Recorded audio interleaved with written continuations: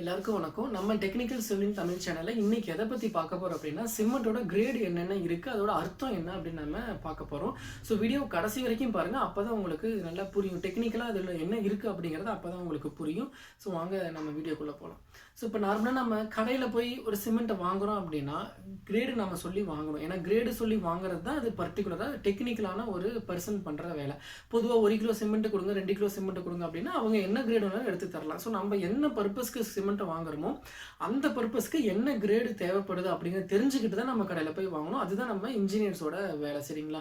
இப்போ நமக்கு மார்க்கெட்டில் நமக்கு எல்லாத்துக்கும் தெரிஞ்சது தான் 33, 43, 53. ஸோ இந்த 3 டைப் ஆஃப் கிரேடில் சிமெண்ட் இருக்குன்னு நம்ம பார்த்துருக்கோம் ஏற்கனவே வீடியோஸில். ஸோ இதில் 33 அப்படிங்கிறது என்னன்னு நம்ம பார்க்கலாம். ஓகேங்களா? இப்போ இந்த 33 அப்படிங்கிறதுனா அந்த சிமெண்ட்டும் சாண்டும் கலந்த கலவை ஆனது 28வது நாளில் அதோட கம்ப்ரசிவ் ஸ்ட்ரென்த் 33 Nm/mm² இருக்கும் அப்படிங்கிறது தான் இந்த 33 நம்ம சொல்றோம்.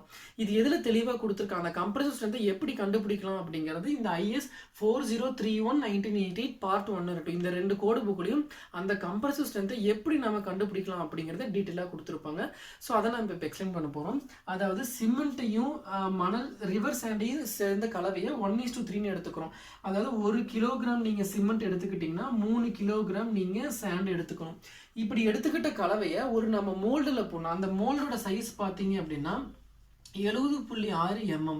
இது இந்த கோடு புக்கு படி தான் ரெஃபர் பண்ணி கொடுத்துருக்காங்க. அந்த மோல்டோட சைஸு 2 பக்கமும் 70.6 mm, அதோட ஹைட்டும் 70.6 mm இருக்கிற மாதிரி நம்ம மோல்டு எடுத்துக்கணும். ஸோ இந்த மோல்டுக்குள்ள இந்த 1:3 அப்படிங்கிற விகிதத்தில் கலந்த அந்த சிமெண்ட் கலவை மார்டர் அப்படின்னு நம்ம சொல்லுவோம். அந்த கலவையை உள்ளே போட்டுட்டோம் அப்படின்னா ஒரு நாள் கழிச்சு நம்ம கியூரிங் கொடுத்துடலாம். 28வது நாளில் டெஸ்ட் பண்ணும்போது அதோட கம்ப்ரசிவ் ஸ்ட்ரென்த் 33 Nm/mm² கிடைச்சது அப்படின்னா அது கிரேடு 33 சிமெண்ட் அப்படின்னு நம்ம சொல்லுவோம். ஓகேங்களா? அதுவே கம்ப்ரசிவ் ஸ்ட்ரென்த் 28வது நாளில் 43 கிடைச்சது அப்படின்னா நம்ம அதை கிரேடு 43 சிமெண்ட் அப்படின்னு நம்ம சொல்லுவோம். 53 கிடைச்சதுன்னா கிரேடு 53 சிமெண்ட் அப்படின்னு நம்ம சொல்லுவோம். ஸோ இப்படி தான் இதோட 33, 43, 53 அப்படிங்கிற கிரேடு பேர் வந்துச்சு. ஓகேங்களா? இப்போ எந்தெந்த கிரேடை நம்ம எதுக்கு யூஸ் பண்ணலாம் அப்படின்னு நம்ம பார்க்கலாம். இதில் 53 கிரேடு சிமெண்ட் அப்படிங்கிறது ஒரு சீக்கிரமாக செட் ஆகக்கூடிய சிமெண்ட். அதனால எங்கெங்கெல்லாம் வேலையை சீக்கிரமாக நம்ம முடிக்கணும்னு ஆசைப்படுறோமோ அந்த வேலைக்கெல்லாம் யூஸ் பண்ணிக்கலாம்.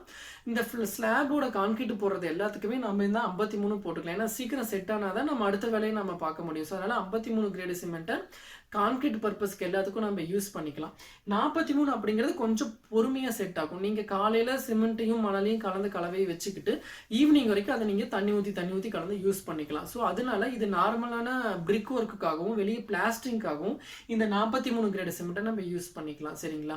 33 இப்போதைக்கு மார்க்கெட்டில் அவைலபிள் குறைஞ்சிருச்சு. ஏன்னா அது ரொம்ப லேட்டாக செட் ஆகும், கொஞ்சம் நம்ம யூஸ் பண்ணுறதுக்கும் சரியான ஒர்க்கபிலிட்டி கிடைக்காது. அப்படிங்கிறத 33 இப்போ லோயஸ்ட்டாக குறைஞ்சிருச்சு. ஸோ 43, 53 வாங்கி நம்ம யூஸ் பண்ணிக்கலாம். சரிங்களா?